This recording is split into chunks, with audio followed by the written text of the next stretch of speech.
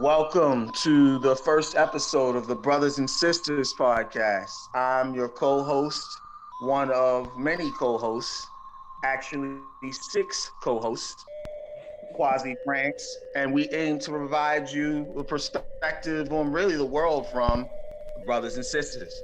Every week, there will be three black men, three black women.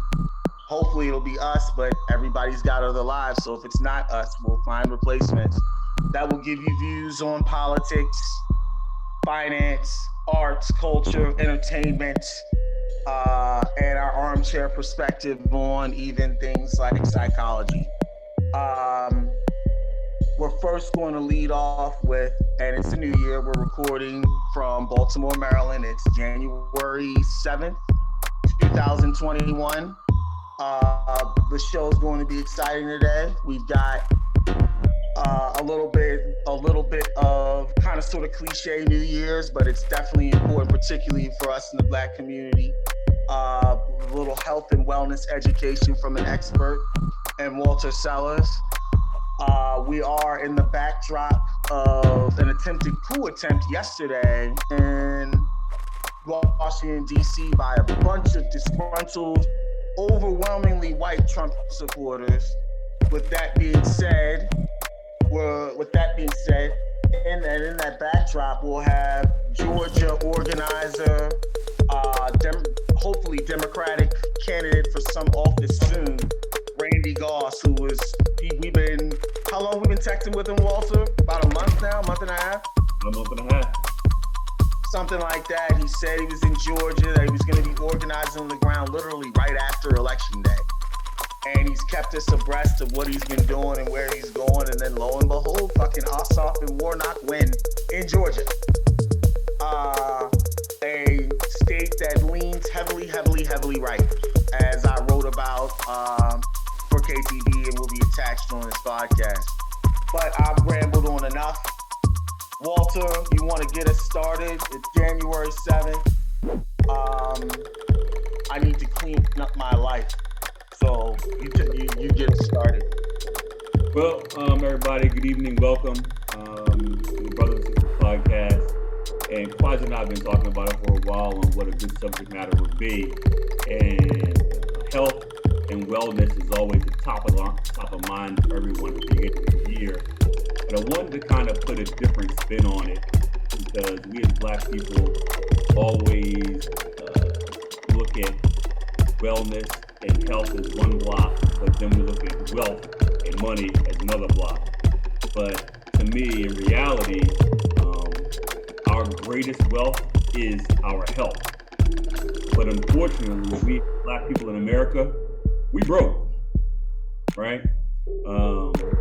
In America, the national average for obesity is 36.5% of the population is obese, okay? African American people, we're 39.8% obese. The average lifespan of an American is 78.7 years. Black people is 75 years. So let's look at that against every other race. Okay? White folks, average obesity is 29.7. So we're 10 points obese than white folks. Their average lifespan is 78.6 years, 3.5 years longer than Black folks. Latinos, 31.8% obesity, and they live 81.9 years. Asian people live the longest, 86.3 years, and at the lowest instances of obesity, 10.7%. Walter, why is all that relevant? But when you think about how do you gain wealth, it takes time to gain wealth. And if we are living shorter, that means we're having less opportunity to make money to pass on to our families. If you reflect in our income, Black people, we earn around $47,000 a year. Asian people earn around $78,500 per year. That's a significant difference. So when you look at healthcare costs, we look at cost of eating and the type of foods that we eat, we know that eating better costs more. McDonald's, you can get a meal for $1. Salad works, it costs $9. So if you don't make enough money to buy better food, then you're not going to live a better life. But I use that as a springboard to kind of talk about why it doesn't start now, right? It starts at a young age. We have to begin to educate our youth. It's balancing, making the right choices when it comes to eating right, because eating right affects your ability to think, make good decisions, and have a better grade, better lifestyle, better home life. And if we're taught about right eating habits when you're a kid, you'll know how to address portion sizes, content of food, and things like that. The younger that we can get our kids thinking about eating the right food, the higher probability it is that they're going to think about it in adulthood. And if we can get that to happen, then our foods that will be on our plates 15, 20 years from now will be better quality because there'll be better legislation for those things. If you ever traveled to Europe, you know that there's a lot less sugar in all the food. A can of soda is 12 ounces, 8 ounces, and it costs €2 for a soda versus 80 cents like it is here. Those things all matter. That's why all these foreign countries live longer and healthier lives than we do. And we can't deny that direct correlation between learning about health at a young age and having better health during our youth obviously increases our wealth and our life expectancy. The longer you live, the more wealth that you're going to attain. Now, what about education? How is that related to what we're talking about? Well, the national average for achieving a bachelor's degree is 32% of the population. For an advanced degree, is around 12% of the population. African Americans, 22% have a bachelor's degree and 8.2% have an advanced degree. Compared to Asian Americans, who live the longest and make the most money, 54% of Asian Americans have a college degree, 21% have an advanced degree. All those things are directly tied in to one another. So how can we make that next step to increase our health so we can increase our wealth? And that's kind of what I'm focused my whole business on. I walk away from corporate America and doing my best to give the gift of fitness and health style change and lifestyle change to my clients, because I think that I'm tired of black people being broke and being obese. I'm tired of people saying next year I'm gonna get healthy, next year, next month, I'm gonna start next week. No, we have to start now. Time is now. We have an opportunity, especially because of COVID, to make our own foods, to not eat out as much, so that we can take better care of ourselves. And that's kind of what I've been working on. You know, if we can get out of that 39.8% obesity rate and get down to 10%, who knows what we could do? Who knows what we could accomplish? Diabetes, high blood pressure, cholesterol, all those things are all literally plagues of black people. Even in African American women, fibroids and anemia and stuff like that affect our black women. It's the same thing. It's not making the right food choices from a young age. It's all related. So how can we properly teach our kids today and the youth today to make the right choices? How? By showing good leadership and doing those things ourselves. That's kind of all I got for how I think we can. And now the question is, how do we implement, those changes? I guess we'll open up that to the floor. How can we implement changes in kids? And that's important today. Kind of help us advance that knowledge. I'm glad your monologue just ended. I wanted to also introduce to the audience Randy Goss, the activist from Georgia, the organizer from Georgia we've been talking up.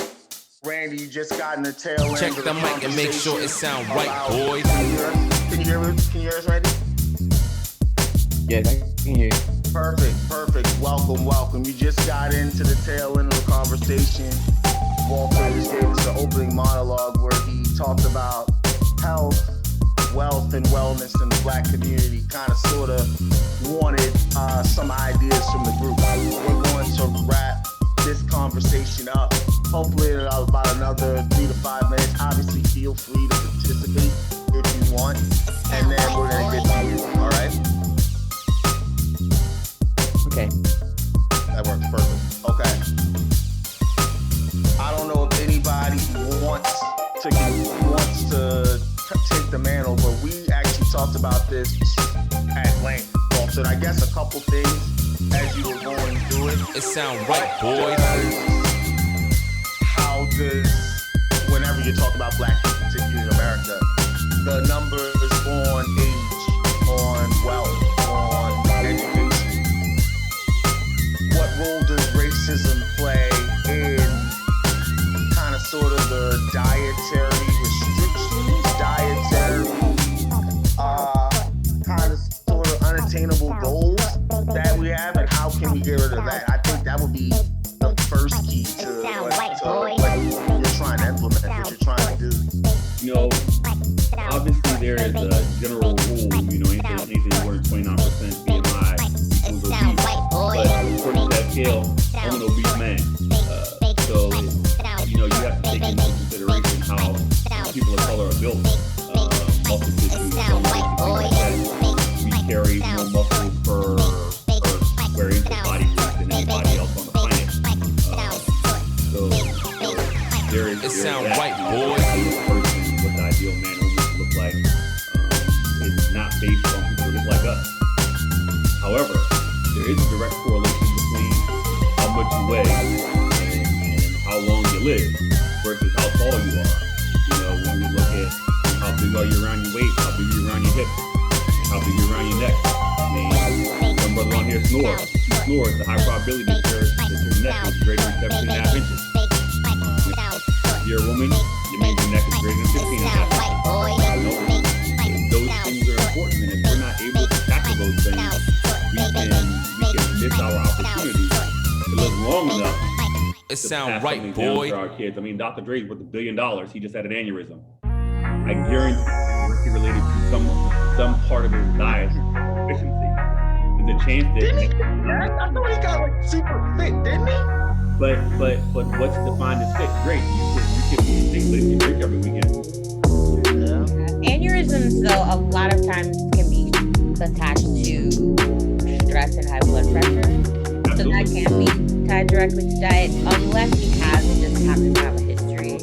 Right, she's asking for $2 million a month, right? Yeah. So that's how you need health, though, right? Your mental health is equally as important as your physical. Exactly. There again is a direct correlation between your physical health and your mental well-being. You know, people who are obese have a 25% higher probability of being depressed than people who are not. In the black community, that number jumps up to 49% if you're obese. You know, on my website, plasticmanfitness.net, I have a link to the National Institute of Health that talks directly about that. And talks about how those things affect just your everyday life. You know, how you feel about yourself, how you look at yourself in the mirror, what do you see? You know, those things all matter. And if we can't instill good positive habits to our kids, then we're screwed. Yeah. What would you suggest, for example, there are families who may want to eat healthy, want to get their children on the right track, but they live in a food and they don't have the means to get to the healthy foods that they want, or maybe they just can't afford to eat as healthy. Like, what would you suggest to someone like that? The first thing that I would always suggest is make food for yourself. Don't go to McDonald's. Don't go to Burger King. You know, my mom, when I was a kid, all of us have probably got this story. Mom wants McDonald's. No, I'll make your burger here. That's the same thing, right? It doesn't taste the same, but it's better for you because there's not going to be as many chemicals and fillers, right? So when you go to a fast food restaurant where you eat a prepackaged meal with a crap ton more sodium, it'll last longer on the shelf. So that sodium mixed with high blood pressure, mixed with the predisposition for diabetes, all affects us negatively. We can make it ourselves and be better off. That'll be the first step, is to make it yourself. And then portion size matters. How much you're eating matters. You know, and your vegetables should take up half your plate. Right? Your protein should be a fist. Your starch should be a fist. And that way, you know, you can make a balanced meal without having a food scale. You just have to make it make sense for you. You know, and there's nothing wrong with eating the same thing every day. I eat the same thing every day. Every morning I eat 10 egg whites, ate a quarter cup of oatmeal, and then for lunch I had. Did you say 10 egg whites? 10 egg whites, yes ma'am. I buy them in a carton. For the whole thing So sometimes I do. It depends. It really depends. I mean, I've seen that whole carton. If you were to eat the entire thing in the morning, it's still only 450 calories though. Exactly. And there's no cholesterol, right? It's just egg white. Because it's egg white. Mm-hmm. So it's So- straight protein. Protein per volume, eggs are one of the best things that you can take, and because they're natural, your body handles it and processes it, better. Well, Walter, what about being a vegan? Some people are vegan, you just got to eat a lot more food, right? The volume of food you got to eat to compensate for the amount of calories that you need to live and to operate. It's tough. Yeah, vegan, unless you are really into it or have like somebody who's already vegan and healthy giving you the guide. Yeah, it depends on where you live. One of my clients is a new vegan, right? She just started being a vegan. And into that. You can't just go right into it. I don't think vegan is the term because vegan means that you don't have pocketbooks and stuff like that. You got all the pocketbooks. Oh, so she eats vegan. She doesn't have a But that was one of the first things is if I gotta eat all of this, to compensate for the amount of protein that you need to develop muscle synthesis, you gotta eat a certain volume of food and a certain type of food. So you measure your macros and all that kind of stuff. But back to your question, the first step is to make your own food in your house. Bottom line, first step, stop going out to eat. You probably save 25% of your food bill anyway by doing something like that. Other than that, more like the location, like their ability to get ingredients to make the food, or where you Right. So like if a person lives in a food desert, sometimes all they have that's nearby is a bodega. Yeah, that's what I was gonna say. Like junk food, and maybe the place just a decent grocery store. Maybe it's not on a bus line. Maybe they have issues with transportation. So whenever you're kind of just locked in and all your options are is to like run down to whatever, spot is convenient, but maybe they don't have the healthiest food. Like, what would you suggest to a person who's in that kind of situation? In this particular instance, I would have to know where it is that you're going, because I got to know where it is, and if I can make a judgment call on what's available at that particular store, I'm gonna call me in a video chat. If you got if you have a cell phone, if you're without a cell phone, then we'll talk and we'll figure out how to make it work. So a person in that situation would just have to be more proactive, if that's what their issue is. Because I'm just thinking of like from the perspective of. I mean, this way. So like for instance, I eat chicken breasts because I don't like chicken thighs. It's too fatty. Yeah. So chicken thighs, a lot of people like those better, right? Cheaper. Exactly. Chicken breasts are around about $4.50 a pound. Right, because it's not $1.50 a pound. So 3 times cheaper for that type of so yes you can, but again we just would adjust the macros for your particular diet. Right. Okay. I can make a meal plan based on what you give me. Right. Yeah. I'm more so thinking about like not someone who's like me. Like I'm fortunate. I live in a place where, I can eat as healthy as I need to, but I'm thinking of more like, single parent living in the Bronx, doesn't have access to a car, already kind of struggling with managing time, and it's tough to prepare those meals, but they still want to do it. Then it's like, okay, the grocery store is like, a couple blocks away, and it's got, I don't know. So if you tell me that person doesn't have the time, I call horseshit. Really? All my clients. And the reason I say that is that there's exactly 24 hours in a day. The billionaire and the beggar got the same amount of time. That's the only commodity that's given to all of us equally. You make the decision on how you're going to spend it. So if you got 24 hours in a day and 6 hours of sleep, you still got 18 hours left. If it takes you 12 hours to work and get back and forth to work and travel on the bus and everything, even 14 hours, you still got 4 hours left in a day to get your food and do what you got to do. Yeah, but the billionaire can delegate. The beggar got to do every single teeny tiny thing themselves, and there's only 24 hours sometimes isn't enough for people who aren't as fortunate. I don't disagree. I just think that we can all make the time for what we think is important. So if you're going to cut time out during the week to on Sundays or on Saturdays to specifically make your food, stick it in the freezer, that's what you got to do. We all have to eat, right? So everybody makes time to eat, but I definitely understand what Autumn is saying, particularly in the food deserts. Whenever you say that, I think about, where we are, where Sean and I teach. Like, it's in the middle of East Baltimore.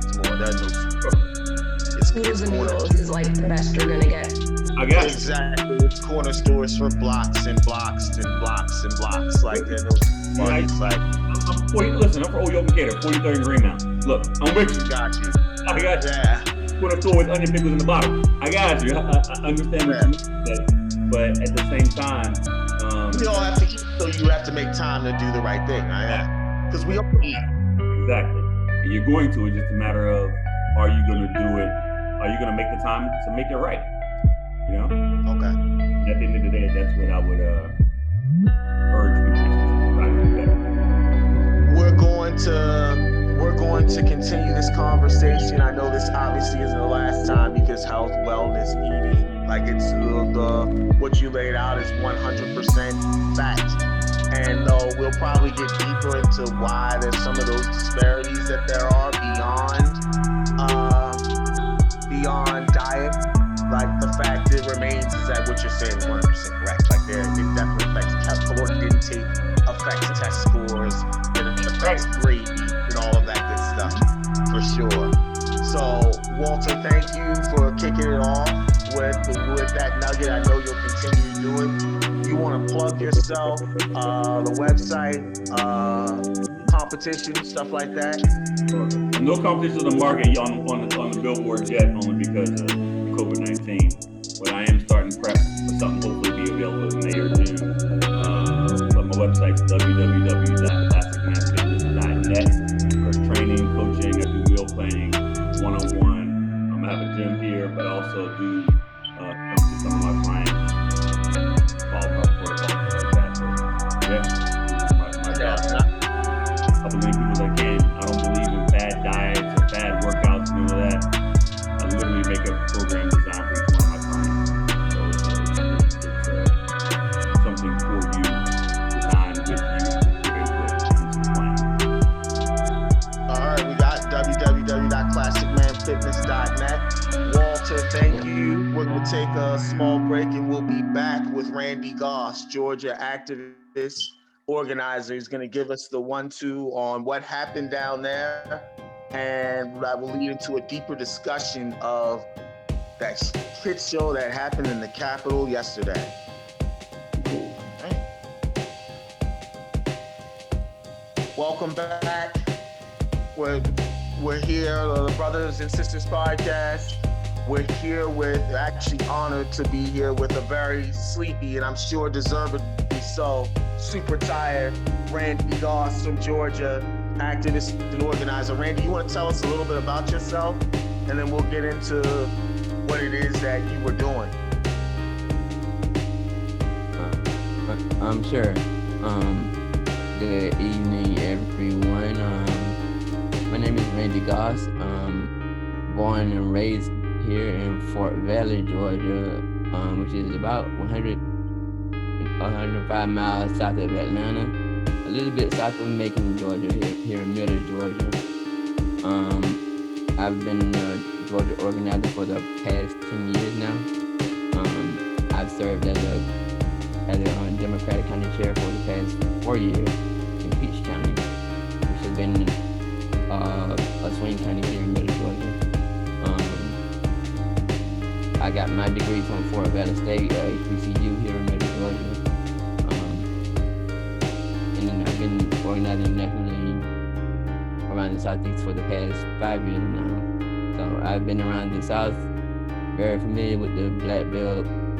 I helped founded the Young Democrats of Georgia Black Caucus about 3 years ago. They didn't want us to have one, but we did it anyway because we needed our own space to talk, our own space to discuss our own issues within the Democratic Party. So we pursued that. It got contentious, but we got the wording change. We got the wording change to allow us to have our own caucus. And once we got our own caucus, everybody else followed along, like the Latino community, everybody else. So we led the way, and now everyone can do what they needed to do. And I think the fight was worth it because we're here. So going into this runoff election here in Georgia, I started on the campaign Start from way election back day. Start from in election day in November. November. Election day in November for me, I was down at the courthouse here in Fort Valley. It was a late. I had to file injunctions to keep voting lines open. That was my first time ever doing that, because the polling place didn't open on time. So that was my first, and it was an experience doing it.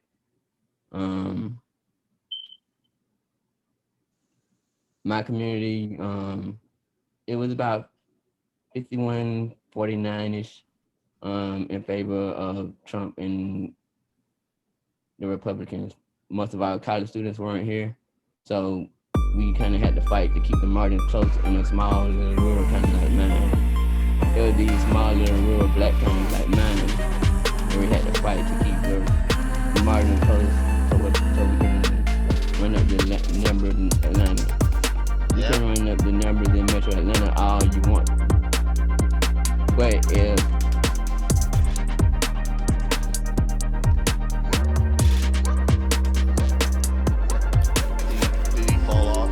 Yeah, this is something. Yeah. Sounds like you fell off, but hopefully you'll get back in.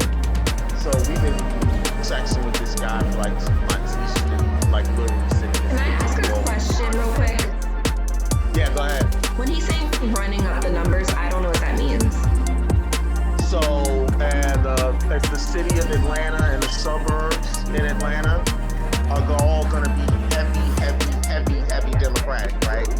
What happens, and it's like actually in most cities, in most states, right? The city and the suburbs of that city are going to be Democratic.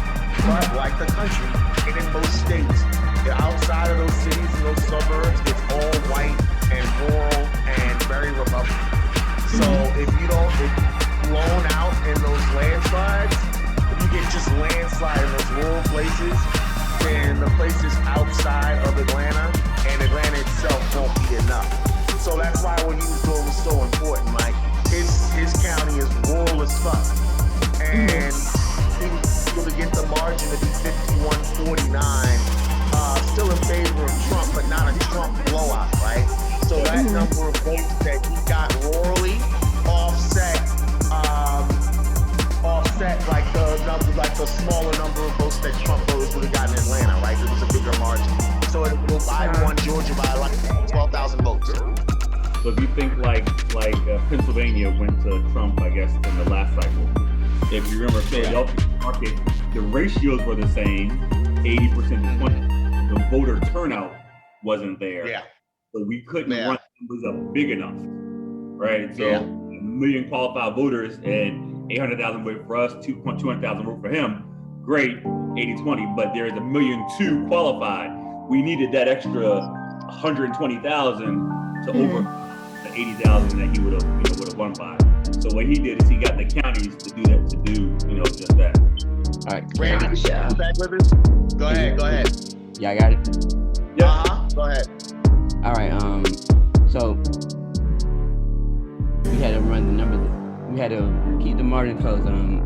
So my problem was the college students. Some of them were here.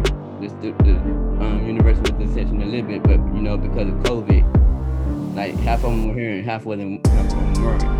So then we couldn't really run a full field campaign.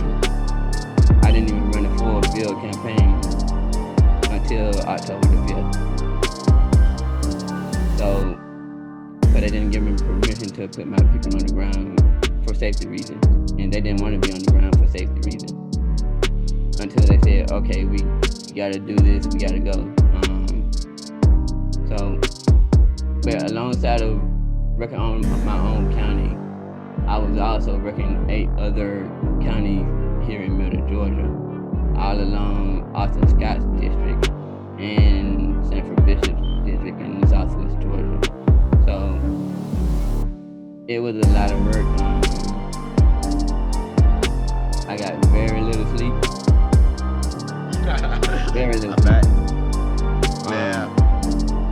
And when it came time for the runoff, they got all of us the county chairs and everyone nationally to sit down and talk to figure out what we was gonna do. I'm like, because we had to get the operation back together in less than 22 days. We had less than 22 days to get everything together. It was like the whole kitchen was on fire. So we had all of these important Democratic donors, congressional delegation, everybody on that call. I'm only 33 years old. I was the youngest person on that call. So that should say something right there. If I'm 33 years old, black man, the only person on that call, I still feel like we have, I wouldn't say a diversity issue as far as black people within the Democratic Party. I would say a diversity issue among the age range. It was just the age range is disproportionate. We have a lot Everybody's older. Everybody's older. They like I'm the second youngest chair in the state of Georgia on the Democratic side, outside of Augustus' chair, and we're frat brothers, and we know each other. So. Poor guy. So it's definitely been an interesting year. I don't think that these victories has been a fluke here in Georgia. If you remember, You called it. You said they were gonna win. I was like, you saw. I was like, okay, like tough on them. You said it was gonna happen. When I seen in 2018 when Stacey Abrams got within 50,000 votes after they had purged all those about 200,000 voters, I went back and did the math. 2 more years in 2020, we done registered over 500,000 voters because Georgia have automatic voter registration now. So whenever somebody go and get a new ID made or anything new to a government document, they get registered to vote. It gets updated. And if it gets updated, they have to decline to do it. If they don't decline to do it, it automatically gets updated to their current resident. So all we had to do was to reach out and needed the help. So and that was part of the Abrams loss that came about, was that while she contended the election afterwards, she brought it to a lawsuit, and the judges had agreed about the absentee ballot curing. All of that had went on right after that, and it came back. If y'all remember, in November, we had to wait very late to get the results out of Georgia in DeKalb County again. And last night, we had to wait in DeKalb County again. What's going on in DeKalb County?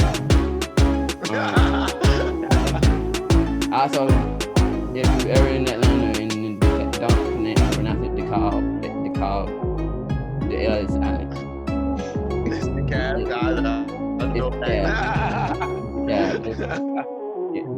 They get mad about it. It's DeKalb. They like don't mispronounce DeKalb.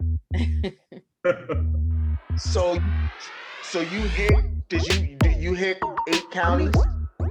I was over 8 counties in Central Georgia. But in the runoff, we had so many people get hired on and come in and help.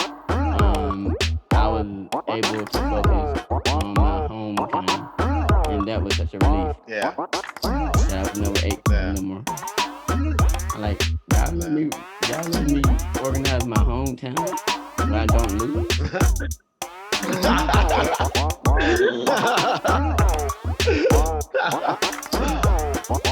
What's the biggest thing that you want people to take away from this whole thing? Because I know you saw what happened in the Capitol yesterday.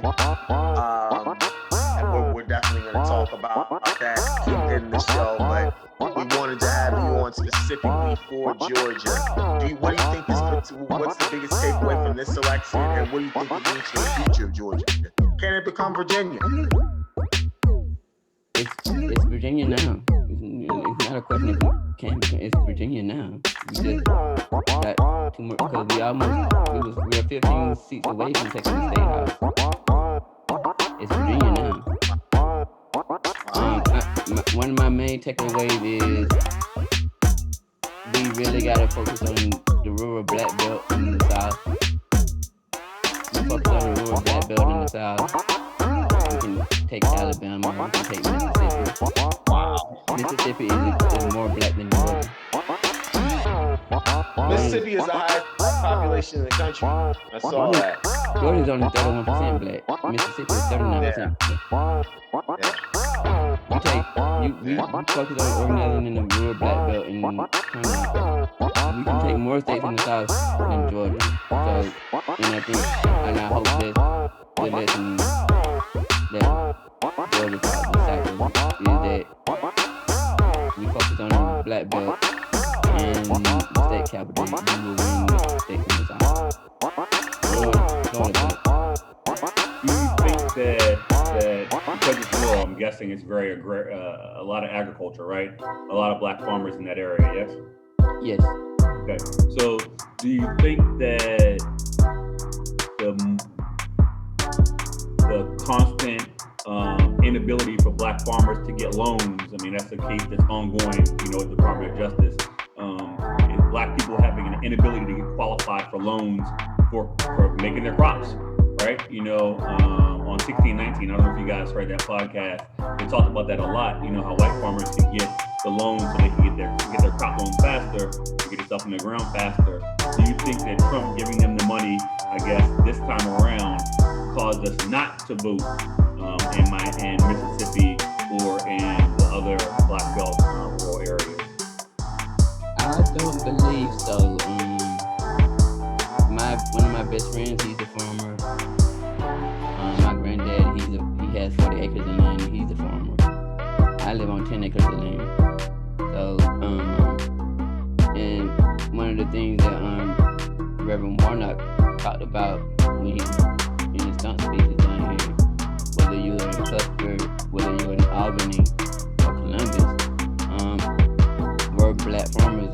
And when I was driving by, going through Birmingham, like last week, I saw Farmers for Warnock signs all over Highway 96 going West Georgia. And that kind of struck my interest because I didn't see that for Purdue, I didn't see that for Kelly. So when I saw that they lost farmers and black farmers were getting more involved, that's when we definitely got this. And I was driving through Birmingham sometime last week. I'm like, I knew then we had it. Okay. Wow. So, do you think they're gonna adjust the laws like in Mississippi, like the runoff law that they have in Atlanta is why we won, right? Because if it was straight like normal, it would have been in every other state. We lost, but having the runoff because it was less than 9% the required runoff is why we won. Do you think that'll have an effect in Mississippi and in Alabama because they have those Jim Crow laws where you got to win a certain majority of the population to be able to qualify to win the seat? Right. The runoff law here was like 50% less than you had to avoid it. I've already heard rumblings because our General Assembly is starting up in probably 14 days. I've already heard they want to get rid of no issue with absentee ballot, but there's debate on that. They want to add ID on absentee ballots. They want to remove the Secretary of State, some of the Secretary of State powers.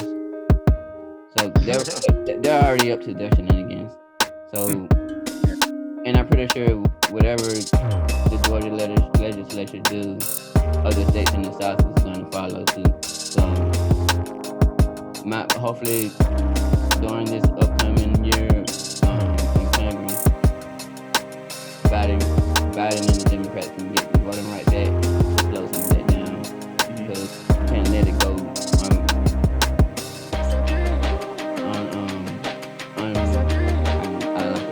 unfettered. Yeah, this is my main step was the voting right act had to have to be revisited and passed because without that they can kind of do everything.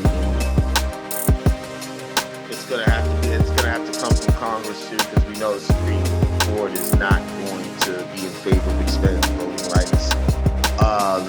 The hacking that happened as a result of Shelby County, I don't see us revisiting that. So I think you're right, Randy. It's got to come from Congress. What's next for you?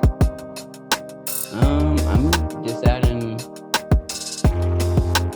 if I'm gonna run in 2022, but I'm waiting to see what redistricting lies. I was supposed to run in March of this year, but I decided at the very last minute because I had issues with my family, with family death, and when you're running in rural Georgia, you need your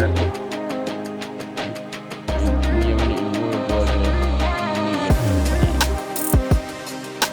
So I was gonna run for state house this year in the time at the last minute. So I gotta wait to see what the redistricting like from here in Georgia. And see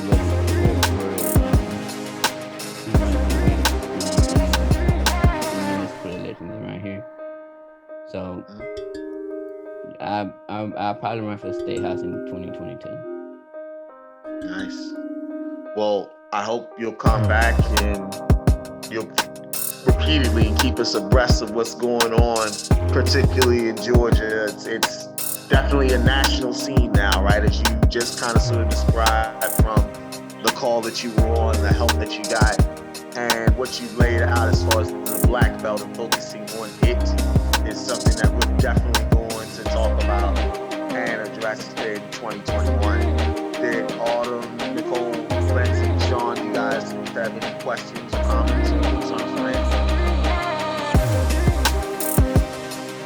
No? No, and thank you. You're really thorough.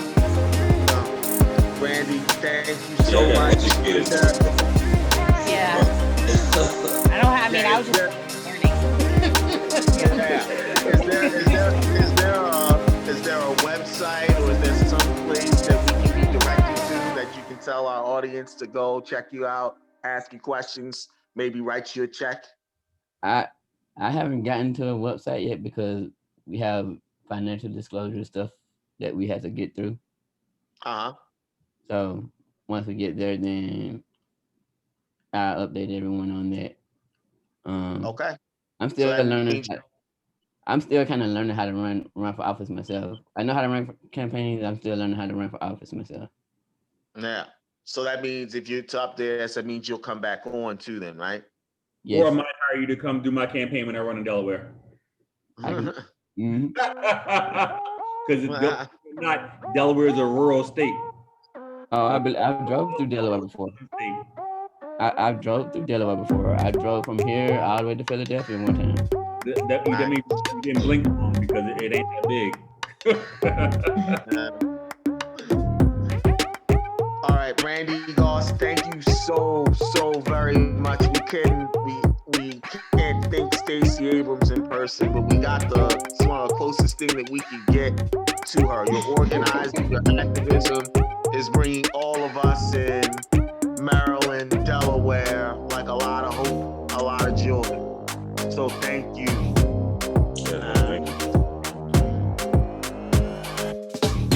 Okay, welcome back.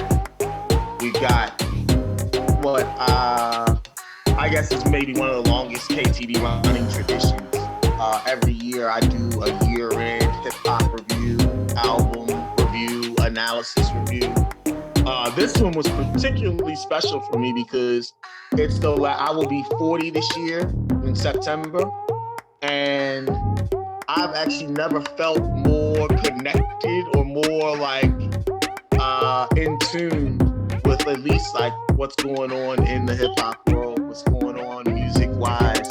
And a lot of my friends, you guys, all have jobs, kids, wives, husbands, responsibilities, are older and don't really know what's happening. I kind of think the last time I had That's usually what happens. You get less attached when you're hitting 40. You're closer to the scene. That's what I'm saying. That's so big. Sean and I had that advantage. Like we kind of sort of we're surrounded by high schools, right? Yeah, so, my mom was a high school teacher when I was in high school, so it was a really annoying having a parent who would be able to what's going on. So this year I decided to do it more as an award show. And it's grown. The first show that we did was in 2015, and I talk about that in the article with Nadeska Alexis from Everyday Struggle fame. Like I guess Everyday Struggle is not on anymore, but she hosted that with Joe Budden and DJ Academics. I'm not sure if you old people know who that is, but it was a big show. I know who those people are. Yes, I'm aware. Know who they are? Okay, yeah. So she did the first one. She moderated the first one we had a bunch of Brooklyn rappers and like we just did the top albums, literally ranking them. And I was gonna do an albums one this year, but I decided that was gonna be a little too much, a little too subjective. So I decided to give awards with the help of Chioma. She helped me because she has to listen to all this shit as I'm listening to it. She's always. Oh man, she knows lyrics. Her. Once upon a time, I don't think she would have. Oh man, she knows lyrics now. Like she goes deep. She knows like rappers. Like it's great. When a couple gets together and they really start merging brains, that's. Yeah. So normally I would have. We're in a pandemic, right? So normally if we do this, hopefully next year there's in a pandemic. Like I'd have all of us come over. We'd obviously get our minds right, listen to music and be like, that sucks, or that's awesome. But I couldn't do that. So literally it's just me and her. And I was like, do you want to do this? She's like, I listen to all this shit. And so like we did. And it actually turned out really well. Okay. So I'm going to share a screen. Hopefully you guys should all be able to see my screen. That should be my phone background. Mm-hmm. Can you guys see that? Mm-hmm. Mm-hmm. Perfect. I see Joy. What do you see? Joy. I know. I see precious babies. Joy. Okay. It's a lot of joy. So anyway, here it is, right? And the artwork is, I guess you guys feel free to ask any questions about artists. We can actually check out videos if you want to, because it's in there. It's like a video of a video. But the thought process, and you guys would actually be the editors this year, was really twofold. It was to kind of sort of get a pulse, to get a gauge of all the music that I've been listening to, compare it with Billboard awards, with Billboard rankings, compare it with downloads and YouTube views and stuff like that. And I was able to come up with a lot of names and a lot of lists. So we'll kind of sort of clear winners in each category. So we'll go through it. Like I said, if you guys have questions about people or videos or commentary, let it go. And I also gave all the awards names. And the name should be obvious. The Jim Jones Award for the best rapper in the world. Jim Jones Award. You remember after Ballin' dropped? And like it was like everywhere, and he said he was the best rapper in the world, and people were like, "Okay." Other than Stallion, I don't know the names on here. So that's what we're gonna go through. That's what it is, and that's also what's special about this for me this year. Like I said, like a lot, I know these names, and most people my age and older, even a little younger, don't know these names. They know Megan Thee Stallion now, right? But the other ones, not so much. Yeah, so some So of the names I've heard, they're not aside from Megan, they are not associated, with the exception of Lil Baby and Megan. It seems like they're mhm. associated with not music. I hear articles about Yeah. their Uh-huh. shenanigans, but I don't think I've ever really heard any of So their songs. Not that I'm aware of. Yeah, Yeah. Pop Smoke is no so longer. Yeah, I was gonna say Pop Pop Smoke passed away, right? Pop Smoke is no Was longer murdered. with us. R.I.P. Pop Smoke. Okay. His We'll get into Pop Smoke and his album. He was everywhere. Obviously, posthumous rappers are always popular, right? And he had a huge year with a bunch of songs and a bunch of kind of sort of exposure. It's actually much, I can remember people saying, oh, I don't know about this Pop Smoke. And then he dies, and then all of a sudden he's breaking records sales wise. So it's what it is. The nominees for the best rapper in the world this year were Benny the Butcher. He's part of a collective, Griselda Records. Think Wu-Tang Clan. That's what they're trying to do. That's what they're trying to recreate. He's probably the best rapper of the bunch. Lil Baby, Megan Thee Stallion is everywhere. Obviously, Pop Smoke, rest in peace. And then Young Boy Never Broke Again, who's 22 and all over the place. He's an example of somebody whose fan base is 25 and under. Like people our age be like, who is this? He And is then like most That Jay Z to NBA them, man. Boy, right? He is like Jay NBA Z Young to them. Boy, correct. Okay. Ooh, I know one. Not as bad as Yeah, I Young thought. Boy Never Broke Again, NBA Young Boy. It's the same thing. Never Okay. broke again, Okay. NBA. Okay. But I as you never can knew what it. see, I never knew what the yeah, acronym was for. I never knew yeah, what it was, but now I know. yeah, the acronym is NBA's Never Broke Again. Yeah, Young Boy Never Broke Again. He got It was 6 actually kids. close. Better not broke again. Yeah. You No, you know? see, he's facing a federal charge also. He caught one in October for drugs and guns, but that's neither here nor there. The winner, Broke. the winner was Lil Baby, of course. And it kind of sort of explains itself. He was double platinum this year. He had a bunch of guests. Of course, his album was one of the highest selling this year. He sold people physically bought 2 million Lil Baby albums, not downloads, because it's physically bought. Yeah. How do you physically buy an album now? I was gonna say, Some like, people still did they that. went to Best Buy or Target. I'm guessing like downloading like the actual album. Oh, Like paying the okay. $14.99 for it. So it's not streamed, it's going to like iTunes and purchasing the It's album. not streamed, it's like paying for iTunes, yeah. Oh, Yeah. Okay. So, I was about to say, what are they, CDs? What the fuck is that? Right, I'm CDs? like, they still got CDs at Target? I mean, I know they got a no, little not bit at in all. a little section. Not at all. That people, I can't believe people still paying for music, but I guess it makes sense if you have individual albums you want to buy, as opposed to just like I pay $50 a month to just have access to it all. Yeah. But like if you don't want to do that, like A lot they of don't. people are more purists, and they, when you want the music to go to the artist is going to get paid more when you actually purchase as opposed to streaming. So Yeah, exactly. And I know there's a big move for that. Not only that, he had some of the biggest collabos of the year. Flued Out was one of the biggest rap songs this year. okay. Star for Vegas. Trying to get And flued out. he had a What station I is know that? I know that phrase. I didn't know it was a song though. yeah. So hold on a second. And he got told on by a couple porn stars for cheating on his girlfriend. He did. Love how Sean knows all the. Well, I mean, so all the that's actually salacious part of it. He had a Scarface. It was his birthday. He had a Scarface style birthday party. Like people were giving him like suitcases full of cash and boats and stuff. You just, I mean, I think of a Scarface birthday party. I just think of people snorting lines of cocaine and. I'm sure that was happening too, but like I'm thinking like elaborate gifts, Exactly. like it a sounds tiger dangerous. for you. I don't want to go to the Scarface themed birthday. Here's a tiger. Don't invite me. I won't be attending. I want to Here's go. an example. You want to go?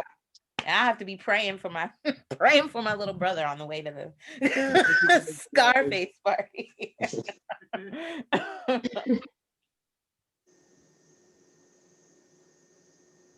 Are you playing a little snippet? What's going on?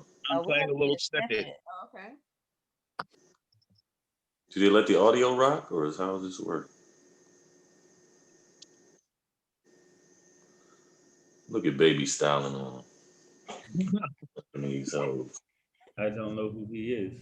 An Enoria Award. Yes, not the Pun and Nori Award.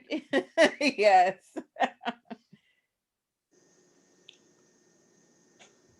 city girls. Period.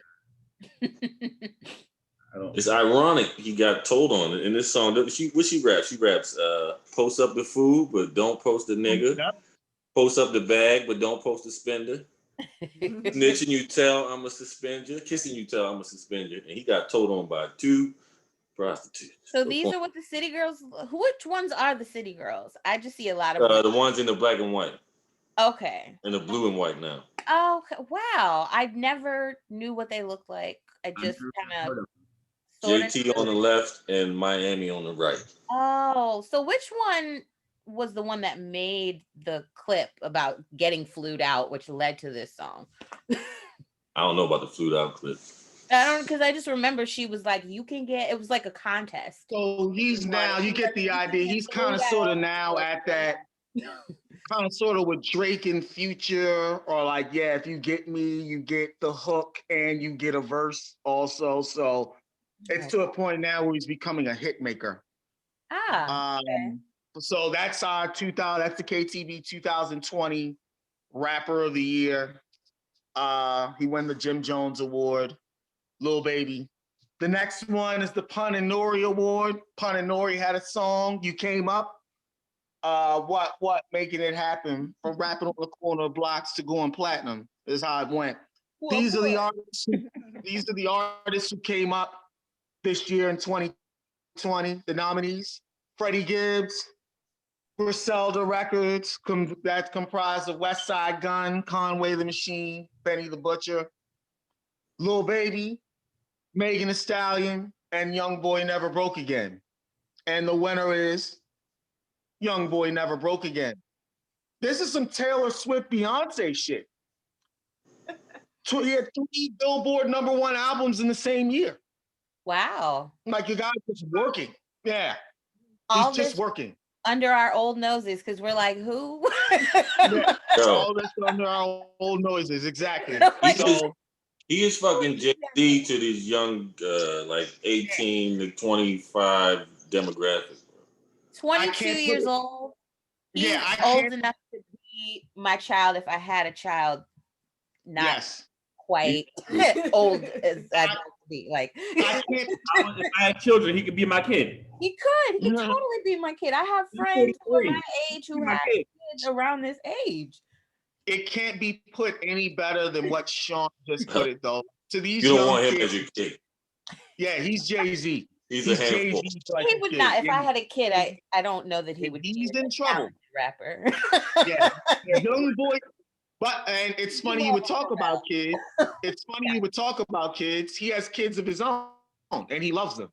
One of his biggest songs, Casey, is about his daughter. There's a little snippet. Oh, he's got like 5 kids, right? 6. Yeah, he's got like 5 or 6 kids. At 22? Wow. Yes. Let me not judge. I don't know his life. Let me stop. I mean, I guess he can afford them now. So that's Fortunately. He looks very happy. Aw. That's probably the drugs. I was hoping it was just pure joy. I was hoping it was joy. No, there's some sadness underneath there. Okay. I thought maybe it was pure elation because of the money. That would be my money face with no drugs or anything.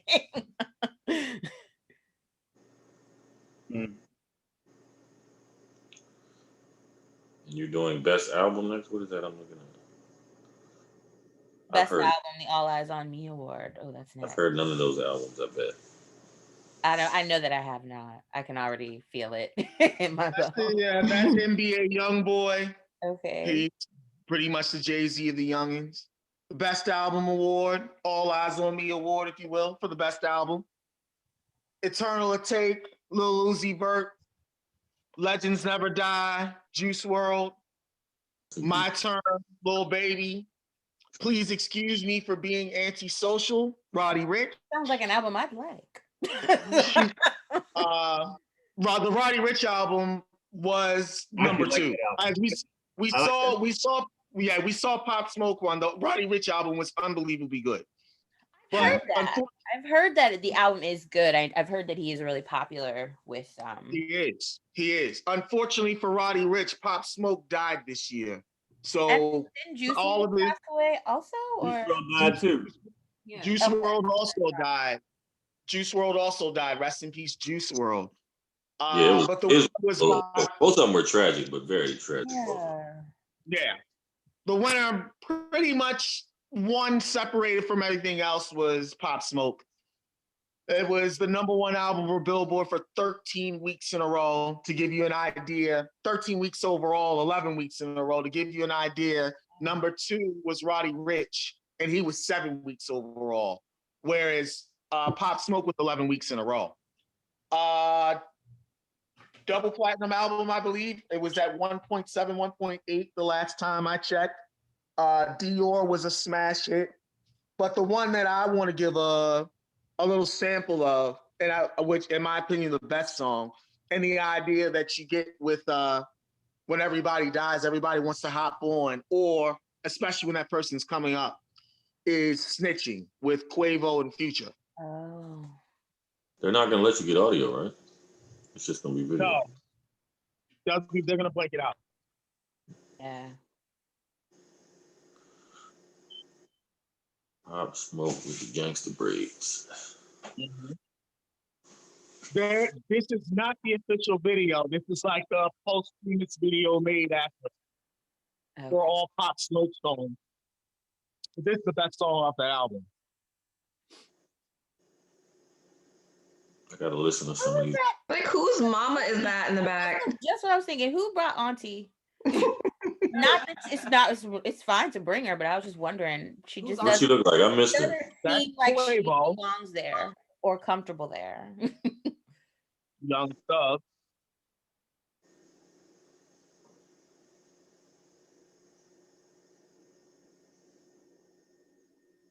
He's so skinny.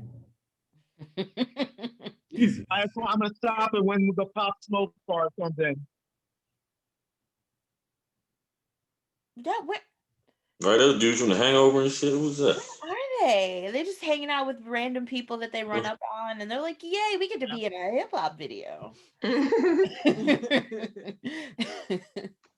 At least we nobody's so skinny. Champagne all day. I like how this is turned into like a Beavis and Butthead like comment on the video. Is that Trey Songz? I think I saw Trey Songz pop up. This goes out to beautiful girl. Yeah. Rest in peace, Pop Smoke. $1 million car. There you go. Okay, he's clearly just gallivanting around the nation and running up on people because who are these people? They don't know who he is.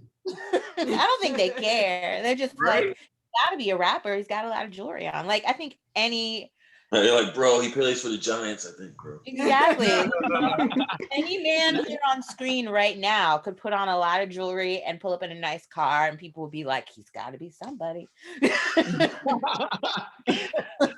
Let's go take a picture with him. You can lie. You can say you're one of these people. They won't know. Shoot for the stars, aim for the moon. It's also like 100 minutes of music. So there's a lot of stuff they threw in there. Huh? Is that getting produced by 50 Cent? Yes, it is. Okay. The Brooklyn's Finest Award for the best collaboration. We obviously remember Brooklyn's Finest, Jay-Z and Big Smalls. Niggas shit your drawers. Where you from? I love that song. Yeah. So this is for the best collaboration. The nominee, this was very, very, very tough. The nominees were Three-Headed Goat, Lil Durk, Polo G, and Lil Baby.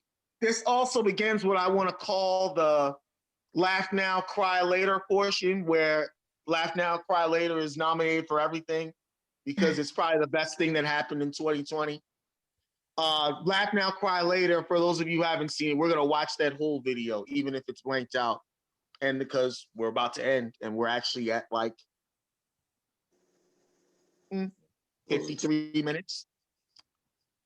The nominees were, I just gave it away. Three-Headed Goat, Lil Durk, Polo G, and Lil Baby. Laugh Now, Cry Later, Drake featuring Lil Durk. Lemon, Conway the Machine featuring Method Man. TD, Lil Yachty featuring ASAP Rocky, Tyler the Creator, and Tierra Whack. And Whack, Cardi B and Megan Thee Stallion. Like all five of those songs were huge.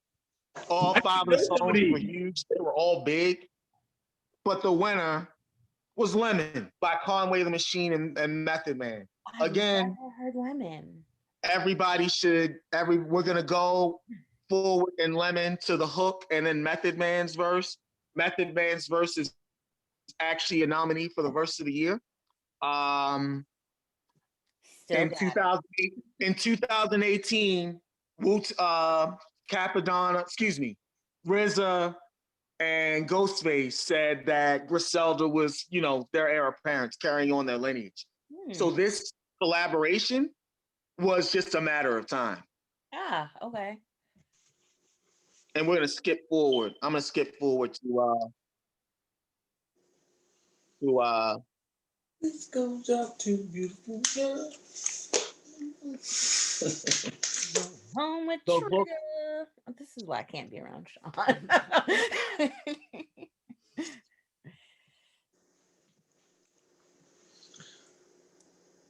I'm getting a very Wu-Tang vibe just from looking at the video. Yes. Very Staten Island. We're all Griselda is right Wu-Tang. They're Wu-Tang 2020. Like I wear a wet rag on my head all summer vibe and shit.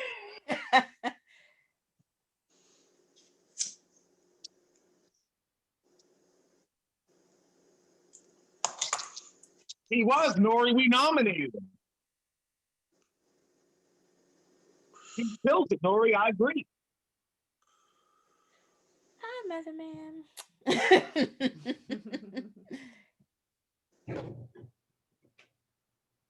Clifford Smith. Ain't nothing wrong with that though. Hey. He good in power. He still looks good. Great. Ain't nothing wrong with what? Ages very well. He does. He's in what though? He was in The Last OG. He's in that movie Peppermint. Oh, yeah, he's in Peppermint. Let me check it out. Yeah. Look at him. He's still his bones still work well, I guess, because he was able to get low. Some of us who are younger than him probably can't do that. One take of that. Yeah, they probably shot it and then stopped it, and he was like, "Oh, hold on, my knees."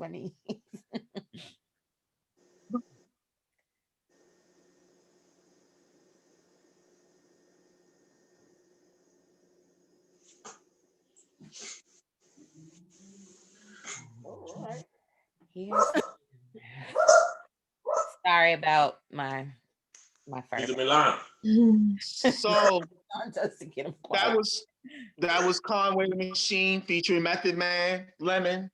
That was the collaboration of the year. But all of those songs were remarkable. Like this was too good to pass up. And again, like I said, I did it with my better half. There's something about Method Man and women. I don't know what it is. Well, I could probably put my finger on it. What you mean you don't know what it is? He can put his finger on it. I've noticed that a lot of men, whenever a lot of women like a particular man, they always act like they don't know why. Men don't know. A lot of them don't know why. I've heard guys say, "I'm always surprised by who you guys like. Like, you think that guy looks good?" And we're like, "Yes. How do you not?" Quasi, as the kids would say at school, stop dick eating. What? Stop what? What did you say? Stop dick eating. Stop dick. Wow. What is you hear that shit 1,000 times a day. Yes, you do. Oh, wow. It's when you're riding, you're on somebody a little too much. Get off Oh, his I nut. kind of figured that's Stop what. dick eating. Yeah. So it means Stop get dick stay off eating. his Yeah. jock. Stop Yeah. chewing him That's up. what it used to be. That's what it used to be. The Dustin and Disgusted Award for the best verse. If we remember, Dustin and Disgusted was E40 featuring Tupac. Yes, Tupac it has the was. second verse. Tupac has the second verse and absolutely destroys it. All this stuff. Yeah, I like that Yeah. song too. Justin and So this is the 2020 Best Verse Award. Number 1 is Deal or No Deal by Benny the Butcher. Number 2 is Do That, Stunner for Vegas, featuring the Baby and Lil Baby. Lil Baby's verse. Laugh Now, Cry Later. That's Drake featuring Lil Durk. Lil Durk's verse. Lemon, Conway the Machine featuring Method Man's verse. And $500 Ounces. That's West Side Gun featuring Freddie Gibbs and Rock Marciano. Yeah, I've heard that. Huh? I've heard that one. Yeah, $500 Ounces is a great song. And the winner is Deal or No Deal by Benny the Butcher. This was, if not for Lil Baby and Pop Smoke, this would have been Griselda I have this to year. download some of this now.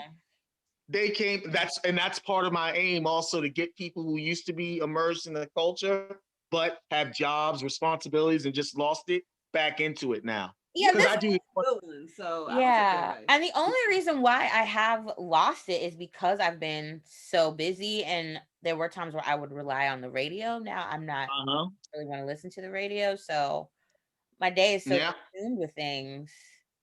Yeah, it kind Yeah. of makes me sad because I used to know everything about music. Now I'm It's like, part of getting, it's part of getting older, right? yeah. I would be remiss if I didn't say this, because it's actually her favorite part. The butcher coming, nigga, is his kind of his tagline. Okay. She says it every time. Oh, she almost likes And yeah. So I added all the lyrics just so you could see where it is. Okay. But so you can follow along. This was one of the hottest. It should have been up for Song of the Year, but I couldn't do it. It's just one of my favorites. It's only 227 too. Yeah.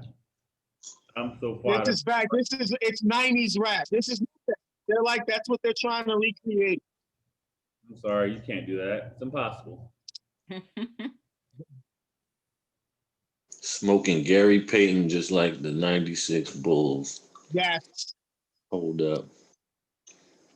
I won't get with them pussies until they make it interesting to me. I'm sure it sounds. I'm sure it sounds better. He's not saying it like that. Like, No, yeah. You won't like. Well, I like that. I'm too About bougie for some broke new bitches clothes, and too so gangster. I'm good. Pounds, stocky as Suge. Like it's. I'm too bougie for these broke bitches. I have kilos to get my links froze. Yeah, probably got a bitch on every block in your hood. Oh. Yes. Boston block, so good, pound stocky. Yeah, no. I'm off the on that one. Sorry. This is how I know. Like, I've never been into lyrics. I'm more into production. That's how I have always been able to listen to a lot of this stuff, because half the time I don't know what they're talking about. I don't really know what they're saying except for like maybe the hook. See, that's where I miss club music in Baltimore, man. I tell you. Yeah, you learn the songs because Miss Tony used to do them all, you know. Lyrics. I've heard a couple of those songs when I would come to visit when I was younger. It's no different than being in DC and it's no different than being in DC and Chuckery write the whole song, you know? Every city got their own thing, you know? I'm talking about going back down to Paradox. What's about the Paradox, Quasi? Was you old enough to go to Paradox? Paradox? I never went, but I was certainly old. Paradox in my first Paradox trip. I'm talking about what's under the bridge. I'm not talking about when it moved over to the easy spot. I'm talking about what's under the bridge. Yeah, my first time under the bridge, I was a tender age of 13. Yeah, good old days. My mom's boyfriend at the time was like part owner, and he took us on my birthday. That shit was shell shock, bro. It was open till 6 in the morning. I swear a girl did a handstand, and dude started jamming his fingers, and I was like, "What is happening?" Yeah. That is I was when the not remainder ready. of Sean's innocence left his body. He is now the man we know today. So we'll go I back. seen shit that night. Go back to little snippets. Had on my little finger. Paradox was wild. Yeah, I never went. That was still too young. Still Yeah. was under the watchful eye of Robin Grant. The Still Dre Award. Obviously, we remember Still Dre for the best beat. Oh yeah. The Box by Roddy Ricch. Yeah. What Russ featuring Rick Ross. Laugh Now, Cry Later, because it's going to be nominated for everything because it was the best. Lotto, Joyner Lucas, and then Turks, Nav, and Gunna. The Box was ridiculous. All of these songs were ridiculous. But guess what? By Russ and Rick Ross was the best beat. Boy Wonder, who was up for Producer of the Year, although I didn't end up doing that category, really just nailed it with this. And we'll play a smaller snippet, and you can just tell it's like one of those songs you can just listen to like all the time.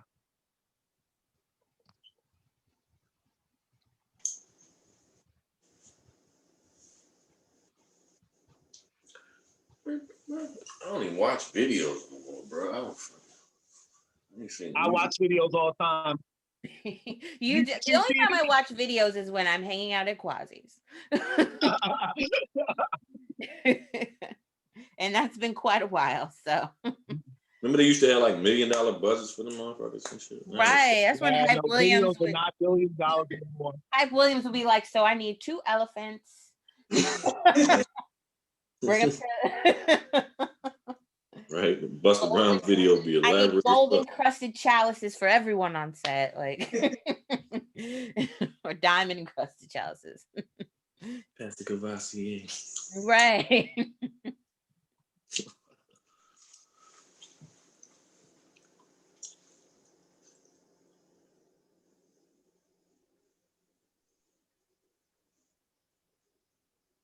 Oh, you there? Hair is luxurious. The way my hair look, you swear my name was Rodrigo. Who says that? That's an Action Bronson line. Of course it's an Action Bronson line. Action Bronson swears he's fine. You can't tell him nothing. That's my guy. I love him.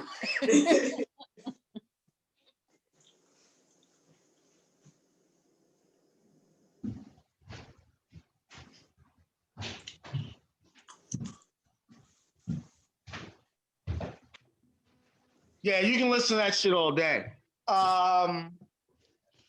So Russ is Sicilian. He's a White. But we're equal opportunity on here, as we saw from Newcomer of the Year, Hook of the Year. Good music is good. But that song is incredible. Like that, of all the beats this year, that's one where I heard it. I heard the album. The album was okay. I listened to the album, it was all right. But that song is just like, yeah. Guess what? So the Tip Drill Award for the best music video, we all remember Nelly's Tip Drill. Ah, yes. Cosmic. What's a ruckus?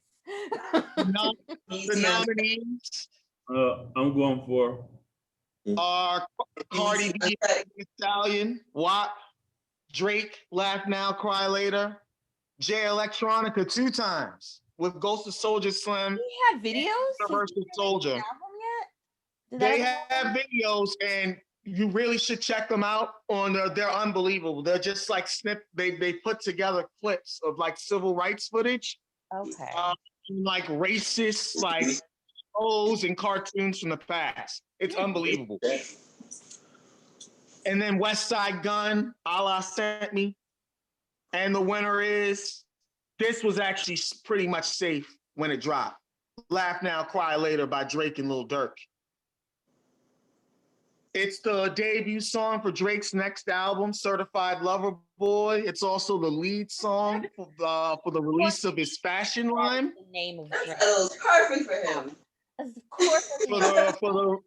for the release of his fashion line, the video, and we're gonna watch the whole thing. It's 5 minutes. The video features Kevin Durant, Marshawn Lynch, and Odell Beckham Jr., as well as social media sensations Aggie Abby, who's like the single mom. She's like 27. She's got 1 million Instagram followers, and her son has like 1 million Instagram followers, like her little son.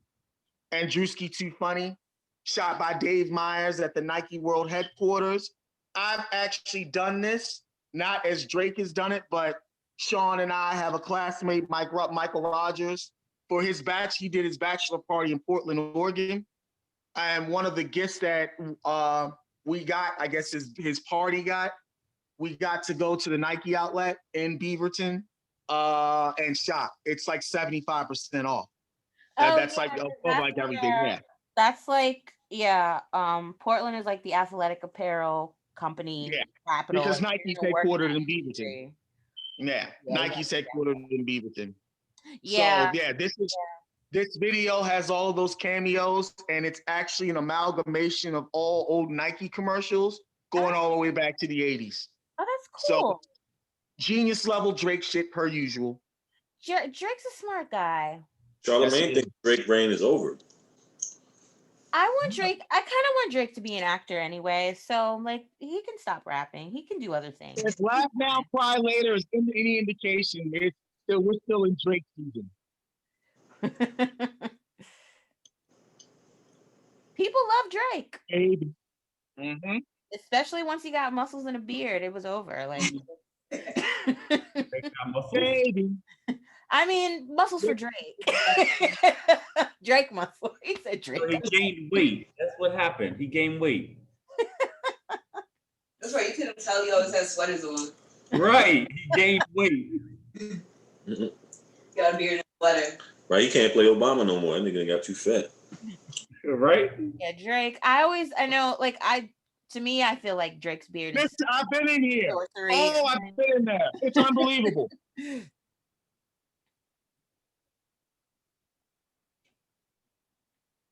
Odell.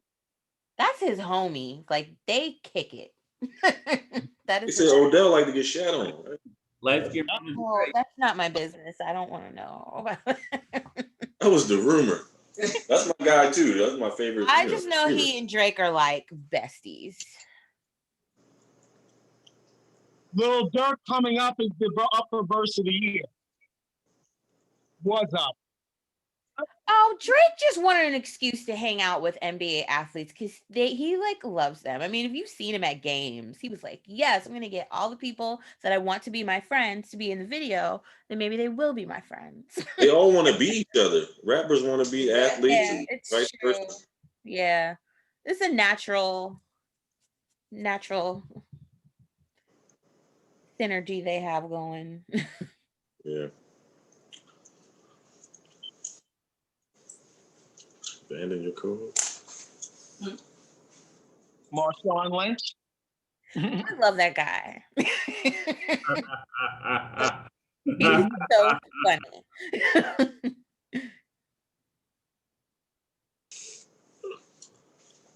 What? Baby.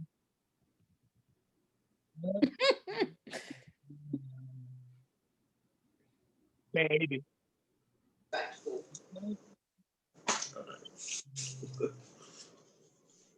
Baby. I don't believe he does that. He had on weights. He had on ankle weights down there. He was not. That shit was probably like 4 feet and he just ducked real low. Right, like you just. I don't believe that for 1 second. Yeah, shit ain't dunking like that. That was an old Nike commercial. That underwater stuff. Yeah.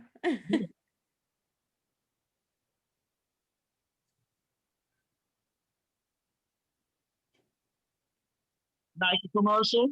I remember that. That's like the 50 Cent video, right? Yeah, yeah. Go. Right? He was like the gangster machine and shit. When everyone saw that video, that's when all the women were like, oh, he's not that handsome, but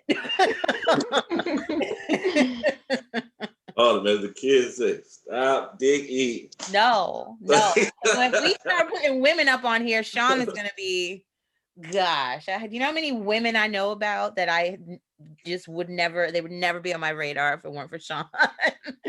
I appreciate beauty, man. That's all. As do I. That's why I'm not mad about it. But I should. Yeah, he was squatting because he's standing up now. Exactly. All I know is the only reason why I know that someone named Cocaine Lorraine exists is because of my brother. Cocaine Lorraine. She was at the Scarface party. Instagram. I know nothing about this woman other than. Oh, you do? Because we went to see Chirac together, and that was her. She had the sex scene with Nick Cannon in Chirac. That very uncomfortable where it seemed like she was being assaulted, but she wasn't. So that was her. Okay. That's Cocaine Lorraine. Did they show her face? A little bit, yeah.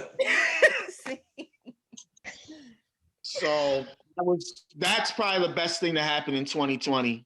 I couldn't give it everything, though I wanted to, but so we'll continue. Right. We'll wrap these up. The Forgot About Dre Award. Nowadays, everybody want to talk like they got something to say, but that comes out when they move their lips. It's a bunch of gibberish. And motherfuckers at the best hook. Yeah. 1, 2, 3, Moneybag Yo and Black Youngster. Laugh Now, Cry Later. Drake, Lil Durk. Lou Will, Stunner for Vegas. Shut Up, Young Mal featuring Lil Keed and Lil Got It. What's Poppin', Jack Harlow. And the winner is What's Poppin' by Jack Harlow. The smoothest white boy in the game. This hook got him a loaded roster on the remix and the regular features, the music on SportsCenter's top 10 list. He's got a song called Tyler Hero that I fuck with. Yes, he does have a song called Tyler Hero. Now I gotta download the hook. We've all heard the hook. Well, maybe you guys haven't, but it was everywhere. I know that. Maybe I have. Maybe I haven't. Just didn't know. Like those black teachers that down in Georgia somewhere did like a remix to it. What's poppin' to this song? This is the remix with Lil Baby, Lil Wayne, the Baby. There are a bunch of people in the remix. It was lead song in the country for a while.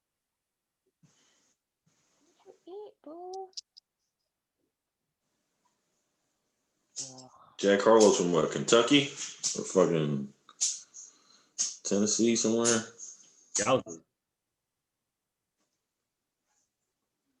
Keeps his curls, I see. Tory Lane. I love it. I love that he doesn't have that like Eminem look. I like the curls are popping there.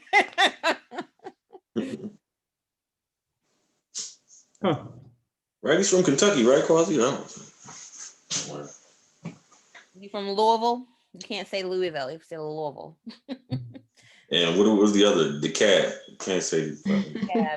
No. You say DeKalb. You say DeKalb. I would be the one to say the L too.